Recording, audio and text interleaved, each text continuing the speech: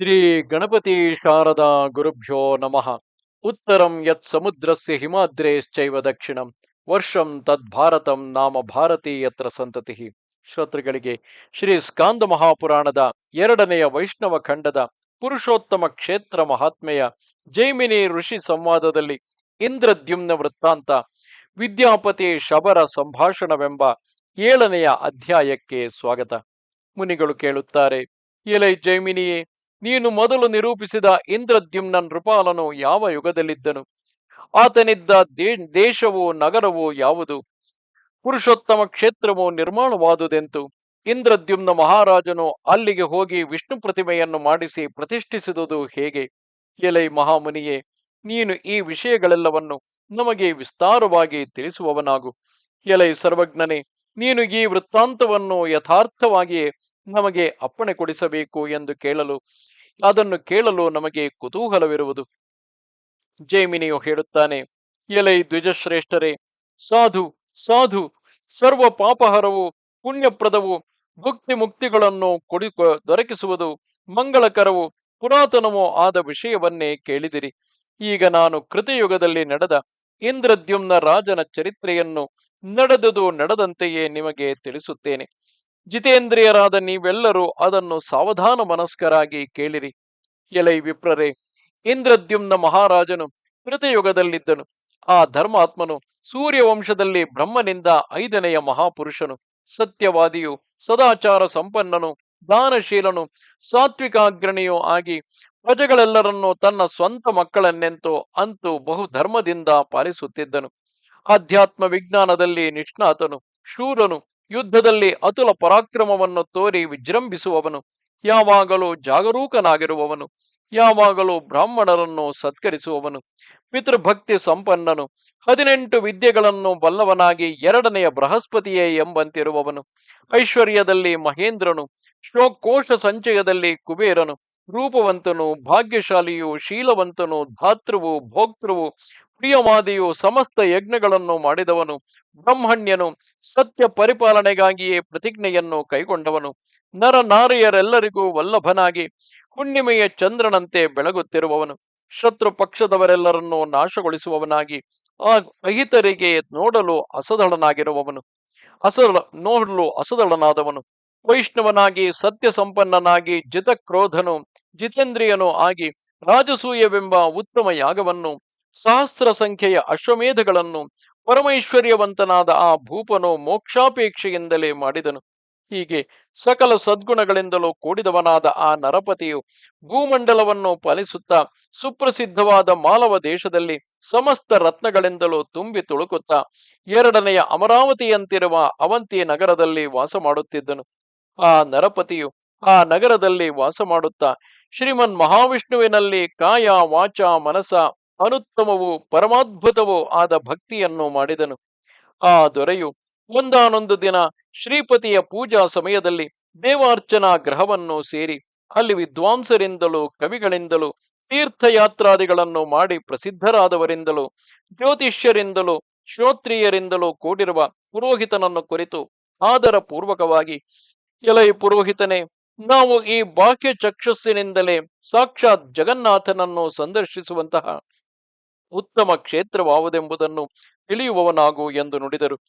ಪರಮ ವೈಷ್ಣವನಾದ ಆ ರಾಜಶ್ರೇಷ್ಠನು ಇಂತೆನಲು ಪುರೋಹಿತನು ದೇವಾರ್ಚನಾ ಗ್ರಹದಲ್ಲಿ ನೆರೆದಿದ್ದ ಯಾತ್ರಿಕರ ಗುಂಪನ್ನು ಕಂಡು ವಿನಯಪೂರ್ವಕವಾಗಿ ಈ ಮಾತನ್ನಾಡಿದನು.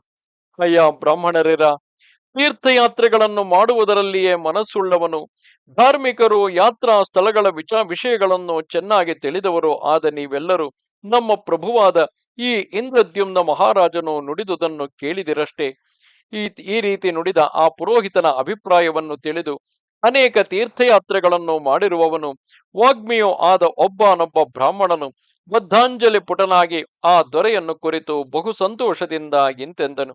ಎಲೈ ಪ್ರಭುವೆ, ನಾನು ಚಿಕ್ಕಂದಿನಿಂದಲೂ ಇತರರಿಂದ ಕೇಳಿ ತಿಳಿದು ಈ ಭೂಮಂಡಲದ ಅನೇಕ ತೀರ್ಥ ಕ್ಷೇತ್ರಗಳನ್ನು ಸಂಚಾರ ಮಾಡಿಕೊಂಡು ಬಂದಿರುತ್ತೇನೆ. ಭರತ ಖಂಡದಲ್ಲಿ ಸುಪ್ರಸಿದ್ಧವಾದ ಓಡ್ರ ದೇಶವೆಂಬುದೊಂದುಂಟು. ಆ ದೇಶದಲ್ಲಿ ದಕ್ಷಿಣ ಸಾಗರ ತೀರದಲ್ಲಿ ಶ್ರೀ ಪುರುಷೋತ್ತಮವೆಂಬ ಕ್ಷೇತ್ರವಿರುವುದು. ಆ ಕ್ಷೇತ್ರದಲ್ಲಿ ಸುತ್ತಲೂ ಅರಣ್ಯದಿಂದ ಸುತ್ತು ಬಳಸಿರುವ ನೀಲಾಚಲವಿರುತ್ತದೆ. ಅದರ ತಪ್ಪಲಿನಲ್ಲಿ ಒಂದು ಕ್ರೋಶದಷ್ಟು ಸುತ್ತಳತೆಯುಳ್ಳ ಕಲ್ಪವೃಕ್ಷವಿರುವುದು. ಅದರ ನೆರಳನ್ನು ಸೇವಿಸುವುದಾದರೆ ಬ್ರಹ್ಮಹತ್ಯಾ ದೋಷವು ನಿವಾರಣೆಯಾಗುತ್ತದೆ. ಆ ವೃಕ್ಷದ ಪಶ್ಚಿಮದಲ್ಲಿ ರೌಹಿಣವೆಂಬ ಕುಂಡವಿರುತ್ತದೆ. ಆ ರೌಹಿಣ ಕುಂಡವಾದರೂ ಕಾರಣ ಜಲದಿಂದ ಪೂರ್ಣವಾಗಿ ಕೇವಲ ಸ್ಪರ್ಶನದಿಂದಲೇ ಮುಕ್ತಿಪ್ರದವೆನಿಸಿರುವುದು. ಅಲ್ಲದೆ ಅಲ್ಲಿಯೇ ಇಂದ್ರನೀಲ ಮಣಿ ನಿರ್ಮಿತವಾದ ಶ್ರೀ ವಾಸುದೇವ ಮೂರ್ತಿಯ ಪ್ರತಿಮೆಯೂ ಇರುವುದು. ಯಾರಾದರೆ ರೌಹಿಣ ಕುಂಡದಲ್ಲಿ ಮಿಂದು ಶ್ರೀ ಪುರುಷೋತ್ತಮ ಸ್ವಾಮಿಯನ್ನು ಸಂದರ್ಶಿಸುತ್ತಾರೆಯೋ ಅವರಿಗೆ 1,000 ಅಶ್ವಮೇಧ ಯಾಗಗಳ ಫಲವು ದೊರೆತು ಮುಕ್ತಿಯು ಲಭಿಸುತ್ತದೆ. ಅಲ್ಲಿಯೇ ಶಬರ ದೀಪಕವೆಂದು ಪ್ರಸಿದ್ಧವಾದ ಆಶ್ರಮವು ಇರುತ್ತದೆ.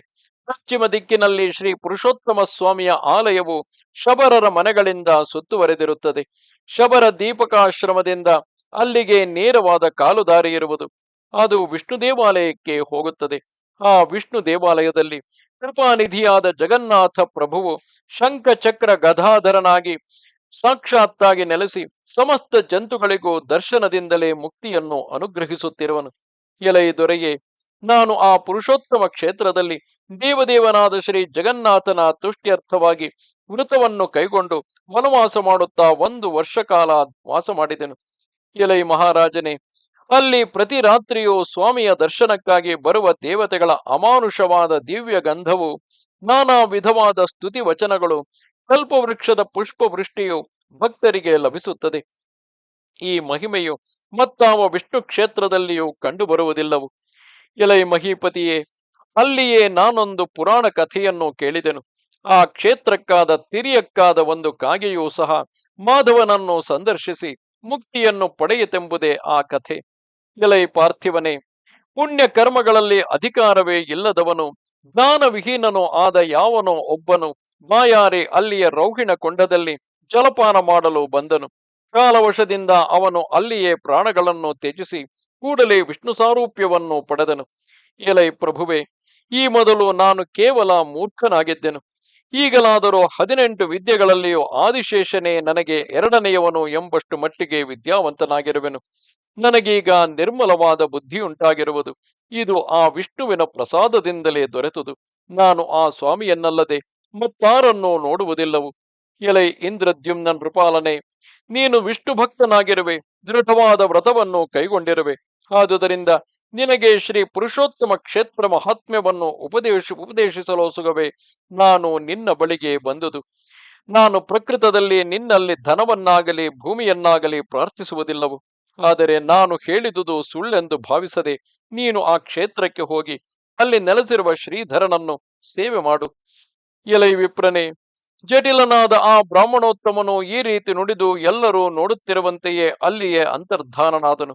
ಆಗ ಇಂದ್ರದ್ಯುಮ್ನ ರಾಜನಾದರೂ ಪರಮಾಶ್ಚರ್ಯ ಭರಿತನಾಗಿ ಪುರುಷೋತ್ತಮ ಕ್ಷೇತ್ರದ ಯಾತ್ರೆಯು ನನಗೆ ಸಾಧ್ಯವಾಗುವುದೆಂತೆಂದು ವ್ಯಾಕುಲಗೊಂಡು ಆ ವಿಷಯವನ್ನು ಕುರಿತೇ ಪುರೋಹಿತನನ್ನು ಕುರಿತು ಇಂತೆಂದನು. ಇಂದ್ರದ್ಯುಮ್ನನು ಹೇಳುತ್ತಾನೆ, ಎಲೈ ಪುರೋಹಿತನೇ, ಈ ವೃತ್ತಾಂತವು ಅಮಾನುಷವಾದುದು. ಇದನ್ನು ಅಮಾನುಷ ವ್ಯಕ್ತಿಯಿಂದಲೇ ಕೇಳಿದುದರಿಂದ ಆ ಗದಾಧರ ಸ್ವಾಮಿಯು ಅಧಿಷ್ಠಿಸಿರುವ ಕ್ಷೇತ್ರಕ್ಕೆ ಹೋಗಬೇಕೆಂದು ನನ್ನ ಮನಸ್ಸು ತ್ವರೆಗೊಳ್ಳುತ್ತಿರುವುದು. ಅಯ್ಯ ದ್ವಿಜೋತ್ತಮನೇ, ನನ್ನ ಧರ್ಮ ಅರ್ಥ ಕಾಮಗಳೆಲ್ಲವೂ ನಿನ್ನನ್ನೇ ಅವಲಂಬಿಸಿವೆ. ನಿನ್ನ ಪ್ರಸಾದದಿಂದಲೇ ಯಾವ ವಿರೋಧವೂ ಸಂಭವಿಸದಂತೆ ನಾನು ಅವುಗಳನ್ನು ಸಾಧಿಸಿರುವೆನು. ಈಗಲಾದರೂ ನೀನು ಆ ಕ್ಷೇತ್ರಕ್ಕೆ ನನ್ನೊಡನೆ ಹೊರಡುವೆಯಾದರೆ ನನಗೆ ಚತುರ್ವಿಧ ಪುರುಷಾರ್ಥಗಳು ಸಂಪೂರ್ಣವಾಗಿ ಲಭಿಸಿದಂತಾಗುತ್ತದೆ. ಪುರೋಹಿತನು ಹೇಳುತ್ತಾನೆ, ಎಲೈ ಮಹಾರಾಜನೇ, ಅವಶ್ಯವಾಗಿ ಆಗಬಹುದು. ನೀನು ಹೇಳಿದಂತೆಯೇ ಮಾಡುತ್ತೇನೆ. ನೀನು ಆ ಕ್ಷೇತ್ರದಲ್ಲಿ ಮುಕ್ತಿಪ್ರದನು ವಿಭುವೂ ಆದ ಶ್ರೀ ಕೇಶವನನ್ನು ಈ ಚರ್ಮ ಚಕ್ಷುಸ್ಸಿನಿಂದಲೇ ಸಂದರ್ಶಿಸುವಂತೆ ಪ್ರಯತ್ನ ಮಾಡುತ್ತೇನೆ. ಎಲೈ ಮಹಾರಾಜನೇ, ಇಲ್ಲಿರುವ ನಾವೆಲ್ಲರೂ ಶ್ರೀ ಪುರುಷೋತ್ತಮ ಕ್ಷೇತ್ರಕ್ಕೆ ಪ್ರಯಾಣ ಹೊರಡುವಂತೆ ಪ್ರಯತ್ನಿಸುತ್ತೇನೆ. ಅರಸ, ನೀನು ಆ ಕ್ಷೇತ್ರದಲ್ಲಿ ಅಜ್ಞಾನವನ್ನು ಕಳೆಯುವವನು ಪರಮ ಪುರುಷನೂ ಆದ ಶ್ರೀಮನ್ನಾರಾಯಣನನ್ನು ಪ್ರತ್ಯಕ್ಷವಾಗಿ ಕಾಣುವೆ. ಇದಕ್ಕಿಂತಲೂ ಜನ್ಮವೆತ್ತಿದುದಕ್ಕೆ ಸಫಲತೆ ಏನುಂಟು? ನನ್ನ ಕಿರಿಯ ತಮ್ಮನಾದ ವಿದ್ಯಾಪತಿ ಎಂಬೀತನು ದೇಶ ಸಂಚಾರಶೀಲರಾದ ನಿನ್ನ ಚಾರ ಪುರುಷರೊಡನೆ ಅಲ್ಲಿಗೆ ಹೊರಡುವನು. ಈತನು ಅಲ್ಲಿಗೆ ಹೋಗಿ ನೀಲಾಚಲದಲ್ಲಿ ಶ್ರೀ ಜಗನ್ನಾಥನನ್ನು ದರ್ಶನ ಮಾಡಿಕೊಂಡು ಕಂಟಕಗಳಿರುವ ಅಲ್ಲಿಯ ಭೂಪ್ರದೇಶವನ್ನೆಲ್ಲ ಪರಿಶೀಲಿಸಿಕೊಂಡು ಅಲ್ಲಿಯ ಸಮಾಚಾರಗಳನ್ನು ತಿಳಿದು ಬರುವನು. ಇದರಿಂದ ನಮಗೆ ಶ್ರೇಯಸ್ಸಾಗುವುದು. ಇಂತು ನುಡಿದ ಪುರೋಹಿತನ ಮಾತನ್ನು ಕೇಳಿ ಇಂದ್ರದ್ಯುಮ್ನನು ಮತ್ತೆ ಇಂತೆಂದನು. ಇಂದ್ರದ್ಯುಮ್ನನು ಹೇಳುತ್ತಾನೆ, ಎಲೈ ಬ್ರಾಹ್ಮಣನೇ, ಒಳ್ಳೆಯದು. ನೀನು ಸಮಾಧಾನ ಮನಸ್ಕನಾಗಿ ಮಾಡಬೇಕಾದುದೇನೆಂಬುದನ್ನು ಸರಿಯಾಗಿ ಯೋಚಿಸಿರುವೆ. ನಾನು ಈ ಕ್ಷೇತ್ರ ವಿಚಾರವನ್ನು ಕೇಳಿದೊಡನೆಯೇ ಅಲ್ಲಿಯೇ ಭಗವತ್ ಸನ್ನಿಧಿಯಲ್ಲಿ ವಾಸ ಮಾಡುವುದಾಗಿ ನಿಶ್ಚಯಿಸಿದೆನು. ಆದುದರಿಂದ ನಿನ್ನ ತಮ್ಮನಾದ ವಿದ್ಯಾಪತಿಯು ಅಲ್ಲಿಗೆ ಹೊರಡಲಿ. ಆತನು ನಮ್ಮ ಇಷ್ಟಾರ್ಥವನ್ನು ಸಾಧಿಸುವನು. ಎಲೈ ವಿಪ್ರರೇ, ಇಂದ್ರದ್ಯುಮ್ನ ರಾಜನು ಎಂತು ನುಡಿದು ಪರಮಾನಂದ ಭರಿತನಾಗಿ ಅಂತಃಪುರಕ್ಕೆ ತೆರಳಿದನು. ಪುರೋಹಿತನು ಸಹ ದೇವಾರ್ಚನ ಗ್ರಹದಲ್ಲಿದ್ದ ವಿಪ್ರರೆಲ್ಲರನ್ನು ರಾಜಾಜ್ಞೆಯಂತೆ ಅವರವರ ಯೋಗ್ಯತೆಗೆ ಅನುಗುಣವಾಗಿ ಸತ್ಕರಿಸಿ ಅವರವರ ಆಶ್ರಮಗಳಿಗೆ ಕಳುಹಿಸಿಕೊಟ್ಟನು. ಇದಾದ ತರುವಾಯ ಆತನು ತನ್ನ ತಮ್ಮನಾದ ವಿದ್ಯಾಪತಿಯನ್ನು ದೈವಜ್ಞರು ನಿಶ್ಚಯಿಸಿದ ಶುಭ ಮುಹೂರ್ತದಲ್ಲಿ ಬ್ರಾಹ್ಮಣರಿಂದ ಸ್ವಸ್ಥ್ಯಯನಗಳನ್ನು ಮಾಡಿಸಿ ಪುರುಷೋತ್ತಮ ಕ್ಷೇತ್ರಕ್ಕೆ ಪ್ರಯಾಣ ಮಾಡಿಸಿದನು. ಶುಭ ಮಂಗಳಗಳಿಂದ ಬೀಳ್ಕೊಡಲಾಗಿ ಹೂವಿನ ರಥದಲ್ಲಿ ಕುಳಿತು ಆ ಪುಣ್ಯ ಕ್ಷೇತ್ರಕ್ಕೆ ಪ್ರಯಾಣ ಬೆಳೆಸಿದ ಆ ವಿದ್ಯಾಪತಿಯಾದರೂ ಈ ರೀತಿ ಯೋಚಿಸಿದನು. ಆಹಾ, ನನ್ನ ಜನ್ಮವು ಸಫಲವಾಯಿತು. ಹಿಂದೆ ರಾತ್ರಿಯು ಕಳೆದು ನನಗೆ ಸುಪ್ರಭಾತವಾಯಿತು. ಇಂದು ನಾನು ಸರ್ವಪಾಪಹರನಾದ ಶ್ರೀ ಭಗವಂತನ ಮುಖಕಮಲವನ್ನು ಸಂದರ್ಶಿಸುವೆನಲ್ಲವೇ. ನಾನು ಸ್ಮರಣ ಮನನವೇ ಮೊದಲಾದ ಅನೇಕ ಉಪಾಯಗಳಿಂದ ಹಗಲಿರುಳು ಪ್ರಯತ್ನ ಮಾಡಿ ಯತಿಗಳಾದವರು ಯಾವ ಭಗವನ್ ಮುಖವನ್ನು ತಮ್ಮ ಹೃತ್ಕಮಲ ಮಧ್ಯದಲ್ಲಿ ಕಾಣುವರೋ ಆ ಶ್ರೀಮುಖವನ್ನೇ ನಾನು ಈ ಬಾಹ್ಯ ಚಕ್ಷುಸ್ಸಿನಿಂದ ನೋಡುವೆನು. ಯೋಗಿ ಹೃತ್ಕಮಲ ಧ್ಯಾಸನಾಸೀನನಾಗಿ ಆ ಯೋಗಿಗಳಿಗೆ ಜ್ಞಾನ ಚಕ್ಷುಸ್ಸಿಗೆ ಮಾತ್ರ ಗೋಚರನಾಗುವ ಶರೀರ ಸಂಬಂಧವನ್ನು ನೀಗಿಸುವವನು ಚಕ್ರಧರನು ಆದ ಭಗವಂತನನ್ನು ಆ ಪುರುಷೋತ್ತಮ ಕ್ಷೇತ್ರದ ನೀಲಗಿರಿಯ ಶೃಂಗದಲ್ಲಿ ಶರೀರಧಾರಿಯಾಗಿರುವವನನ್ನಾಗಿ ಸಂದರ್ಶಿಸಿ ಕೃತಾರ್ಥನಾಗುವೆನು. ಶ್ರುತಿ ಸ್ಮೃತಿ ಪುರಾಣ ಇತಿಹಾಸಗಳಲ್ಲಿ ಉಕ್ತವಾಗಿರುವ ವರ್ಣನಾ ವಾಕ್ಯಗಳಿಂದ ಯಾವ ರೂಪವನ್ನು ಸಿದ್ಧಾಂತ ಮಾಡಲು ಸಾಧ್ಯವಾಗುವುದಿಲ್ಲವೋ ಅಂತಹ ಶ್ರೀನಿಧಿಯಾದ ಶ್ರೀಮನ್ ಮಹಾವಿಷ್ಣುವಿನ ಅದೃಷ್ಟಪೂರ್ವವಾದ ದಿವ್ಯ ರೂಪವನ್ನು ಕಂಡು ಈ ಭವಸಾಗರವನ್ನು ದಾಟುತ್ತೇನೆ. ಯಾವ ಆ ಪ್ರಭುವಿನ ನಾಮ ಸಂಕೀರ್ತನವನ್ನು ಮಾಡುವವರ ಕಾಯಕ ವಾಚಿಕ ಮಾನಸಿಕಗಳಾದ ಪಾಪ ಸಮೂಹಗಳು ನಾಶವನ್ನೈದುವವು ಅಂತಹ ಅಪ್ರಮೇಯನು ವಿಶ್ವೇಶ್ವರನು ನೀಲಾದ್ರಿಯಲ್ಲಿ ವಾಸಿಸುತ್ತಿರುವವನು ಆದ ಶ್ರೀಮನ್ ಮಹಾವಿಷ್ಣುವನ್ನು ನಾನೆಂದು ಸಾಕ್ಷಾತ್ಕರಿಸಿಕೊಳ್ಳುವೆನು. ಯಾವ ಆ ಪರಮಾತ್ಮನ ಪಾದ ಪದ್ಮಗಳಲ್ಲಿ ನಿವೇದಿಸದೆ ಅಡಿಗಡಿಗೂ ದುಃಖಗಳನ್ನು ಸಂಪಾದಿಸಿಕೊಂಡು ಬರುತ್ತಿರುವುದಾಗಿಯೂ ಅಜ್ಞಾನಾಂಧಕಾರದ ಮೊತ್ತದಿಂದ ಹುಟ್ಟಿರುವುದು ಆದ ಈ ದೇಹವು ಕೇವಲ ಕರ್ಮಗಳಿಂದ ಎಂದೆಂದಿಗೂ ನಾಶವಾಗುವುದಿಲ್ಲವೋ. ಯಾವ ಪರಮಾತ್ಮನನ್ನು ಉಪನಿಷದ್ ವಾಕ್ಯಗಳು ಇಂತೆಂದು ಹೇಳಿರುವುದಿಲ್ಲವೋ ತಿಳಿಯುವುದಿಲ್ಲವೋ ಅಂತಹ ಆತ್ಮಜ್ಞಾನದಿಂದಲೇ ತಿಳಿಯಲು ಸಾಧ್ಯನು ಆದಿಪುರುಷನು ಪಂಚಕೋಶಗಳಿಂದ ಆವೃತನಾಗಿ ಆತ್ಮ ಸಂಸ್ಥಿತನು ಸೂಕ್ಷ್ಮನು ಆದ ಪುರುಷೋತ್ತಮನು ತನ್ನ ದಿವ್ಯ ಗುಹೆಯಲ್ಲಿ ಇರುವವನನ್ನಾಗಿ ಕಂಡು ಪೂಜಿಸಿ ನಮಸ್ಕರಿಸುತ್ತೇನೆ. ಪ್ರತಿ ರೋಮದಲ್ಲಿಯೂ ಒಂದೊಂದು ಬ್ರಹ್ಮಾಂಡವನ್ನು ಧರಿಸಿರುವವನು ಸಹಸ್ರ ಶೀರ್ಷನು ಸಹಸ್ರ ಪಾದನು ಸಹಸ್ರಾಕ್ಷನು ಪುರಾಣ ಪುರುಷನು ತನ್ನೊಂದು ನಿಶ್ವಾಸದಿಂದಲೇ ವೇದ ರಾಶಿಯನ್ನು ಉದ್ಧರಿಸುವವನು ಸರ್ವ ಪ್ರಪಂಚಕ್ಕೂ ಸ್ವಾಮಿಯೂ ಆದ ಆ ಭಗವಂತನನ್ನು ನಾನಿಂದು ಶರಣು ಹೋಗುವೆನು. ಸೃಷ್ಟಿ ಸ್ಥಿತಿ ಲಯಗಳೆಂಬ ವಿಲಾಸಗಳ ಕೂಟಗೊಳ್ಳ ಈ ಜಗದ್ರೂಪವು ಯಾವನ ಮಾಯೆಯಿಂದ ನಿರ್ಮಿತವಾಗಿರುವುದೋ, ಯಾವನ ರೂಪವನ್ನು ನಿರೂಪಿಸಲು ಸಾಧ್ಯವಾಗದೆ ಹೋಗಿರುವುದೋ, ಯಾವನು ಆರೋಪಿಸಿದ ಯಾವ ಬಗೆಯ ಹೇಯ ರೂಪ ಸ್ವರೂಪವೂ ಇಲ್ಲದೆ ಕೇವಲ ಪ್ರಣವ ಸ್ವರೂಪದಿಂದ ಇರುವನೋ ಆ ಸ್ವಾಮಿಯನ್ನು ನಾನೀಗ ಶರಣು ಹೊಂದುತ್ತೇನೆ. ತೃಷ್ಣೆಯ ನಿವಾರಣೆಗಾಗಿ ಎದೃಚ್ಛೆಯಿಂದ ಬಳಿಸಾರಿದ ಹಿರಿಯಕ್ಕಾದ ಕಾಗೆಯೂ ಸಹ ಅದೇ ದೇಹದಿಂದಲೇ ಸ್ವರೂಪ ಮುಕ್ತಿಯನ್ನು ಯಾವನ ಮಹಿಮೆಯಿಂದ ಪಡೆಯಿತೋ ಆ ಸ್ವಾಮಿಯನ್ನೆಂದು ನಾನು ಸಾಕ್ಷಾತ್ಕರಿಸಿಕೊಳ್ಳುವೆನು. ಎಲೈ ಮುನಿಗಳಿರ, ವಿದ್ಯಾಪತಿ ಎಂಬ ಆ ಬ್ರಾಹ್ಮಣನು ಈ ರೀತಿ ಯೋಚಿಸುತ್ತಲೇ ರಥ ವೇಗದಿಂದ ಬಹುದೂರದ ದಾರಿಯನ್ನು ಕಳೆದರೂ ಸಂತೋಷಗೊಂಡ ಅಂತರಾತ್ಮವುಳ್ಳವನಾಗಿ ಅದನ್ನು ತಿಳಿಯಲೇ ಇಲ್ಲವು. ಅನೇಕ ದಿನಗಳು ಕಳೆದ ಬಳಿಕ ಒಂದಾನೊಂದು ದಿನ ಮಧ್ಯಾಹ್ನವಾದ ಮೇಲೆ ದಾರಿಯಲ್ಲಿಯೇ ಮುಂಗಡೆ ಭುವನ ಮಂಡಲವಾದ ಓಡ್ರ ದೇಶವು ಆತನಿಗೆ ಕಾಣಿಸಿತು. ಹೀಗೆ ಆ ವಿದ್ಯಾಪತಿಯು ದಾರಿಯಲ್ಲೇ ಅಲ್ಲಲ್ಲಿಯ ವನಾಂತಗಳನ್ನು ಗಿರಿದುರ್ಗಗಳನ್ನು ನೋಡುತ್ತಾ ಕಡೆಗೆ ಸೂರ್ಯಾಸ್ತಮಯ ಸಮಯಕ್ಕೆ ಮಹಾನದಿಯ ತೀರಕ್ಕೆ ಬಂದನು. ಆಗಲಾತನು ರಥದಿಂದ ಇಳಿದು ಆ ನದಿಯಲ್ಲಿ ಸಾಯಂ ಸಂಧ್ಯೆಯನ್ನು ಆಚರಿಸಿ ಶ್ರೀ ಮಧುಸೂದನನನ್ನು ಧ್ಯಾನಿಸಿದ ತರುವಾಯ ರಥದಲ್ಲಿಯೇ ರಾತ್ರಿಯನ್ನೆಲ್ಲ ಕಳೆದು ಬೆಳಗಿನ ಜಾವದಲ್ಲಿ ಪ್ರಾತಃ ಕೃತ್ಯಗಳನ್ನೆಲ್ಲ ಮುಗಿಸಿ ಮಹಾನದಿಯನ್ನು ದಾಟಿದನು. ಆ ಬಳಿಕಲ ವಿದ್ಯಾಪತಿಯು ಭಕ್ತಿಯಿಂದ ಗೋವಿಂದನನ್ನೇ ಮನಸ್ಸಿನಲ್ಲಿ ಧ್ಯಾನಿಸುತ್ತಾ ರಥವನ್ನೇರಿ ಪ್ರಯಾಣವನ್ನು ಮುಂದುವರಿಸಿದನು. ಬಳಿಕ ಶ್ರೀ ಭಗವತ್ ಸಾನ್ನಿಧ್ಯಕ್ಕೆ ಹೋಗುವ ಹಾದಿಯನ್ನು ಅಲ್ಲಿಯೇ ಸೋಮಯಾಜಿಗಳು, ಶ್ರೋತ್ರಿಯರು, ಅಗ್ನಿ ಸಮಾನವಾದ ತೇಜಸ್ಸಂಪನ್ನರು ಆದ ವಿಪ್ರೋತ್ತಮರ ಅಡಕೆಯ ತೋಟಗಳಿಂದ ಅಲಂಕೃತವಾದ ವಾಸಗೃಹಗಳನ್ನು ಕಂಡನು. ತರುವಾಯ ಆತನು ಅಲಂಕೃತವಾದ ವಾಸಗೃಹಗಳನ್ನು ಕಂಡನು. ತರುವಾಯ ಆತನು ಏಕಾಮ್ರವನವನ್ನು ದಾಟಿ ಬರುತ್ತಲೇ ಶಂಖ ಚಕ್ರ ಗದಾ ಪದ್ಮಧಾರಿಗಳಾಗಿ ವಿಷ್ಣು ಭಕ್ತರಾಗಿರುವ ಜನರನ್ನು ಕಂಡನು. ಕೂಡಲೇ ಆತನು ಜನ್ಮಗಳನ್ನೇ ಮೀರಿದ ದಿವ್ಯ ರೂಪವುಳ್ಳವನಾದನೆಂದು ಭಾವಿಸಿದನು. ತರುವಾಯ ಆ ಬ್ರಾಹ್ಮಣನು ಜಾಗೃತೆಯಾಗಿ ರಥದಿಂದ ಇಳಿದು ಸಾಷ್ಟಾಂಗ ನಮಸ್ಕಾರ ಮಾಡಿ ಆನಂದಾಶ್ರುಗಳನ್ನು ಸುರಿಸುತ್ತಾ ಮೇಲಕ್ಕೆದ್ದು ವಿಷ್ಣು ಸ್ವರೂಪವನ್ನಲ್ಲದೆ ಮತ್ತೇನನ್ನು ಕಾಣಲೇ ಇಲ್ಲವು. ಎಲೈ ವಿಪ್ರರೇ, ಈ ರೀತಿ ಆ ವಿದ್ಯಾಪತಿಯು ಮನಸ್ಸಿನಲ್ಲಿಯೂ ಹೊರಗೂ ಕೇವಲ ವಿಷ್ಣುವನ್ನೇ ಧ್ಯಾನಿಸುತ್ತಾ ನೋಡುತ್ತಲಿದ್ದನು. ಅವ ನಿಂತು ಪರಮಾತ್ಮನನ್ನೇ ಧ್ಯಾನಿಸುತ್ತಲೂ ಆತನನ್ನೇ ನೋಡುತ್ತಲೂ ಆತನನ್ನೇ ಸ್ತುತಿಸುತ್ತಲೂ ಮುಂದಕ್ಕೆ ಹೋಗುತ್ತಿರಲು ಅಲ್ಲಿಯೇ ಕಾಡಿನಿಂದ ಬಳಸಿ ಕಲ್ಪ ನೆಗ್ರೋಧ ವೃಕ್ಷದಿಂದ ಅಲಂಕೃತವಾಗಿ ಆಕಾಶವನ್ನೇ ಒರೆಯುತ್ತಿರುವಂತೆ ಶೋಭಿಸಿ ನೋಡುವವರ ಪಾಪಗಳನ್ನು ಕಳೆಯುವ ಪರಮ ಪಾವನವಾದ ನೀಲಾಚಲವನ್ನು ಕಂಡನು. ಶರೀರಧರನಾದ ಸಾಕ್ಷಾತ್ ಶ್ರೀಹರಿಯ ಅತ್ಯದ್ಭುತ ನಿವಾಸ ಸ್ಥಳವಾದ ಆ ನೀಲಾಚಲಕ್ಕೆ ಹೋಗುವ ಮಾರ್ಗವನ್ನು ಸುತ್ತಲೂ ಹುಡುಕಿದರು.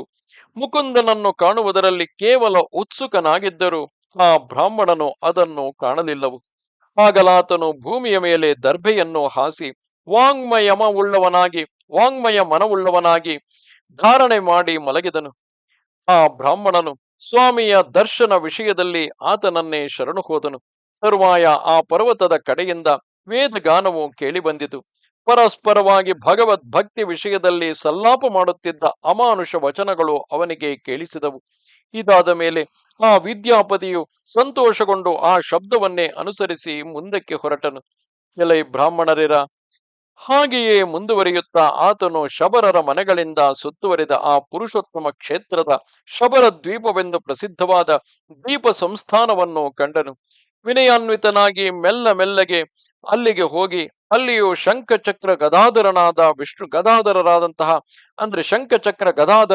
ವಿಷ್ಣು ಭಕ್ತರನ್ನು ಕಂಡನು. ಅವರನ್ನು ಕಂಡೊಡನೆ ಅವನು ಶಿರಸ ನಮಸ್ಕಾರ ಮಾಡಿ ಬದ್ಧಾಂಜಲಿ ಪುಟವಾಗಿ ನಿಂತನು. ಆಗಲೇ ವಿಶ್ವಾವಸುವೆಂಬ ವೃದ್ಧ ಶಬರನು ಅಲ್ಲಿಗೆ ಬಂದನು. ಅವನು ಶ್ರೀಹರಿಯ ಪೂಜೆಯನ್ನು ಮುಗಿಸಿ ನಿರ್ಮಾಲ್ಯವನ್ನು ಧರಿಸಿ ಶೋಭಿಸುತ್ತಿದ್ದನು. ಅವನು ಆಗ ತಾನೇ ನೀಲಾದ್ರಿ ಮಧ್ಯದಿಂದ ಅಲ್ಲಿಗೆ ತಂದನು. ವಿದ್ಯಾಪತಿಯು ಅವನನ್ನು ನೋಡಿ ಸಂತೋಷಗೊಂಡು, ಈ ವೈಷ್ಣವ ಶ್ರೇಷ್ಠನು ಹರಿ ಸನ್ನಿಧಿಯಿಂದ ಈಗ ತಾನೇ ಬಂದು ಆಯಾಸಗೊಂಡಿರುವನು. ಹರಿ ನಿರ್ಮಾಲ್ಯ ಭೂಷಿತನಾದ ಈತನಿಂದ ಶ್ರೀ ಮಹಾವಿಷ್ಣುವಿನ ದುರ್ಲಭ ವೃತ್ತಾಂತವನ್ನು ಹೊಂದುವೆನು ಎಂದು ಯೋಚಿಸುತ್ತಿರುವಂತೆಯೇ ಆ ಶಬರನು ತಾನೇ ಅವನನ್ನು ಮಾತನಾಡಿಸಿದನು. ಶಬರನು ಹೇಳುತ್ತಾನೆ, ಅಯ್ಯ ಬ್ರಾಹ್ಮಣನೇ, ಸುದುಸ್ತರವಾದ ಈ ಕಾನನ ಪ್ರದೇಶಕ್ಕೆ ನೀನು ಬಂದುದೆಲ್ಲಿಂದ? ನೀನೀಗ ಹಸಿವು ಬಾಯಾರಿಕೆಗಳಿಂದ ಬಹಳವಾಗಿ ಆಯಾಸಗೊಂಡಿರುವೆ. ಇಲ್ಲಿಯೇ ಬಹಳ ಕಾಲ ಸುಖವಾಗಿರು. ಇಂತು ನುಡಿದು ಆ ವಿಶ್ವಾವಸುವು ಅವನಿಗೆ ಪಾದ್ಯವನ್ನು ಆಸನ ಅರ್ಘ್ಯಗಳನ್ನು ಕೊಟ್ಟು ಮೃದುವಾದ ಮಾತುಗಳಿಂದ ತತ್ಕಾಲೋಚಿತವಾದ ವಿಷಯಗಳನ್ನು ಹೇಳತೊಡಗಿದನು. ಎಲೈ ಬ್ರಾಹ್ಮಣನೇ, ಈಗ ಫಲಗಳಿಂದಲೋ ಅಡಿಗೆಯಿಂದಲೋ ನಿನಗೆ ಪ್ರಾಣಯಾತ್ರೆಯಾಗುವುದು. ಈ ಎರಡರಲ್ಲಿ ನಿನಗಾವುದು ರುಚಿಸುವುದೋ ಅದನ್ನೀಗ ಕೊಡುತ್ತೇನೆ. ಭೋ ಭಗವಾನ್, ಸಾಕ್ಷಾತ್ ವಿಷ್ಣುವಿನ ಅಪರ ಸ್ವರೂಪವೋ ಎಂಬಂತಿರುವ ನೀನು ನನ್ನ ಮನೆಗೈ ತಂದುದೇ ನನ್ನ ಭಾಗ್ಯವು. ಇದೀಗ ನನ್ನ ಜನ್ಮವು ಸಫಲವಾಯಿತು. ಇಂತು ನುಡಿಯುತ್ತಿರುವ ಆ ಶಬರನನ್ನು ಕುರಿತು ವಿದ್ಯಾಪತಿಯು ನುಡಿದನು, ಅಯ್ಯ ವೈಷ್ಣವ ಪುಂಗವನೇ, ನನಗೀಗ ಫಲಗಳೂ ಬೇಡ, ಪಾಕವೂ ಬೇಡ. ಸಾಧುವೆ, ನಾನು ಬಹುದೂರದಿಂದ ಏತಕ್ಕಾಗಿ ಇಲ್ಲಿಗೆ ಬಂದಿರುವೆನೋ ಅದನ್ನೀಗ ನೀನು ಸಫಲಗೊಳಿಸು. ಅವಂತಿ ಪುರವಾಸಿಯಾದ ಇಂದ್ರದ್ಯುಮ್ನ ಮಹಾರಾಜನ ಪುರೋಹಿತನು ನಾನು. ಶ್ರೀಮನ್ ಮಹಾವಿಷ್ಣುವನ್ನು ಸಂದರ್ಶಿಸಬೇಕೆಂಬ ಲಾಲಸೆಯಿಂದ ಇಲ್ಲಿಗೆ ಬಂದೆನು. ನಮ್ಮ ಪ್ರಭುವಿನ ಸಮ್ಮುಖದಲ್ಲಿ ನೆರೆದಿದ್ದ ಯಾತ್ರಿಕರ ಸಭೆಯಲ್ಲಿ ನಡೆದ ತೀರ್ಥಯಾತ್ರಾ ಪ್ರಸಂಗದಲ್ಲಿ ಒಬ್ಬನೊಬ್ಬ ಯಾತ್ರಿಕನು ಈ ಕ್ಷೇತ್ರದ ವೃತ್ತಾಂತವನ್ನು ನಿರೂಪಿಸಿದನು. ಜಟಾಧರನಾದ ಆ ವಿಪ್ರನು ರಾಜ ಸನ್ನಿಧಿಯಲ್ಲಿ ಈ ಕ್ಷೇತ್ರವನ್ನು ಕುರಿತು ಮೊದಲಿನಿಂದಲೂ ನಡೆದು ಬಂದಿರುವ ವೃತ್ತಾಂತವೆಲ್ಲವನ್ನು ಹೇಳಿದನು. ಇದೆಲ್ಲವನ್ನು ಕೇಳಿದ ಬಳಿಕ ನಮ್ಮ ಮಹಾರಾಜನು ಈ ಕ್ಷೇತ್ರವನ್ನು ಸಂದರ್ಶಿಸಬೇಕೆಂದು ಉತ್ಕಂಠಿತನಾಗಿ ಇಲ್ಲಿ ನೆಲೆಸಿರುವ ನೀಲ ಮಾಧವನಾದ ಶ್ರೀಹರಿಯನ್ನು ನೋಡಿ ಬರಲು ನನ್ನನ್ನು ಕಳುಹಿಸಿದನು. ಆದುದರಿಂದ ನಾನು ಆ ಸ್ವಾಮಿಯನ್ನು ಕಂಡು ಆ ವೃತ್ತಾಂತವನ್ನು ಅವನಿಗೆ ನಿವೇದಿಸುವವರೆಗೆ ನಾನು ನಿರಾಹಾರಿಯಾಗಿರತಕ್ಕುದೆಂದು ಖಂಡಿತ ಮಾಡಿರುವೆನು. ಆದುದರಿಂದ ಎಲೈ ಸಾಧುವೆ, ನೀನು ನನಗೆ ಆ ಮಹಾವಿಷ್ಣುವಿನ ದರ್ಶನವನ್ನು ಮಾಡಿಸು. ಇಲ್ಲಿಗೆ ಶ್ರೀ ಸ್ಕಾಂದ ಮಹಾಪುರಾಣದ 2ನೆಯ ವೈಷ್ಣವ ಖಂಡದ ಪುರುಷೋತ್ತಮ ಕ್ಷೇತ್ರ ಮಹಾತ್ಮ್ಯದ ಜೈಮಿನಿ ಋಷಿ ಸಂವಾದದಲ್ಲಿ ಇಂದ್ರದ್ಯುಮ್ನ ವೃತ್ತಾಂತ ವಿದ್ಯಾಪತಿ ಶಬರ ಸಂಭಾಷಣವೆಂಬ 7ನೆಯ ಅಧ್ಯಾಯವು ಮುಗಿದುದು. ನಮಸ್ತೆ ಶಾರದೆ ದೇವಿ ಕಾಶ್ಮೀರ ಪುರವಾಸಿನಿ ತ್ವಾಮಹಂ ಪ್ರಾರ್ಥೆಯೇ ನಿತ್ಯಂ ವಿದ್ಯಾದಾನಂಚ ದೇಹಿಮೆ. ನಮಸ್ಕಾರ.